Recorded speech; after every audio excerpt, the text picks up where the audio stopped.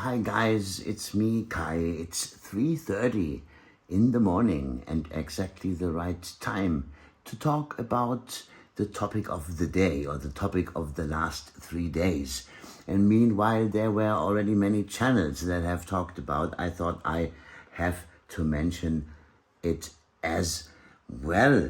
Specifically because, of course, we have our own relations with the topic. It's about UFOs. It's about UAP, and it is about a new whistleblower who has come forward a few days ago, and it is actually 5 years after Leslie Kean brought forward Louis Elizondo with his AATIP, the Advanced Aerial Threat Investigation Program.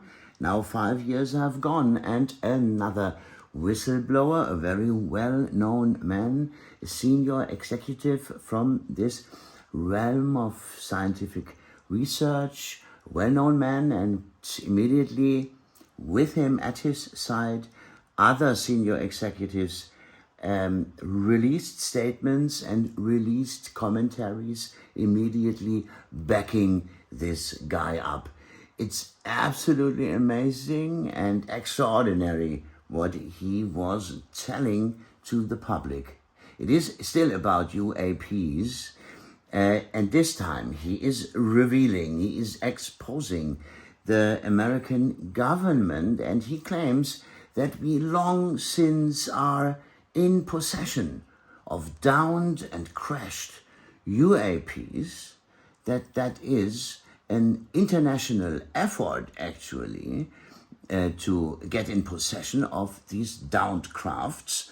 And yes, when we have this technology, this high technology as it was defined 5 years ago, they spoke about a high technology which is actually occupying our airspace or operating in our airspace, and that they have no idea who they are, where they are coming from, and so forth.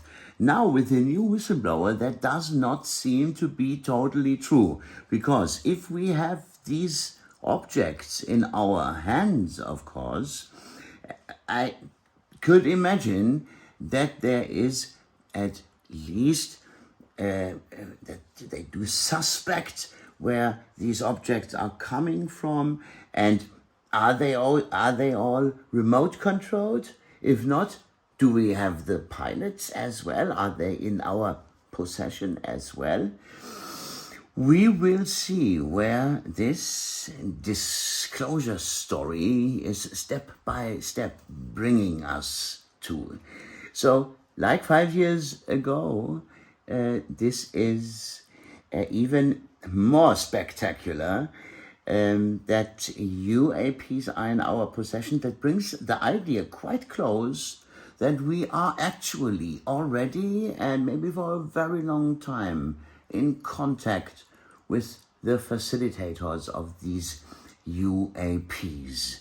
Why is 3:30 in the morning the exactly right time to talk about? Because following the statistics of MUFON, and there is a Central European section of MUFON, which is a purely academic section, actually, and they brought forward statistics about the times of the day when UFOs are mostly operating and are being seen by witnesses, and it is exactly then when most of the people are sleeping between 3:30 and 4 o'clock in the morning. This is quite astounding, because when so many people are sleeping, how can it be that so many others are actually observing UFOs? Or does that maybe have to do with the notion, a connection, a probable connection between ufology and paranormology or parapsychology? Imagine trance states and what trance is capable as well to facilitate. So maybe it is because so many people are in their dream state. It is a trance state, the dream state, the sleeping state.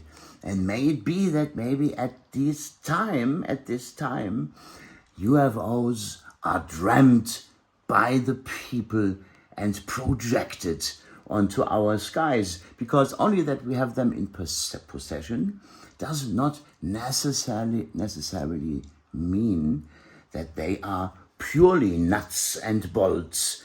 Maybe there is an ethereal aspect in the UAP story. We will see what we may learn from the aftermath of this new revelation from a whistleblower, and what may be the next step in this whistleblower, respectively disclosure story.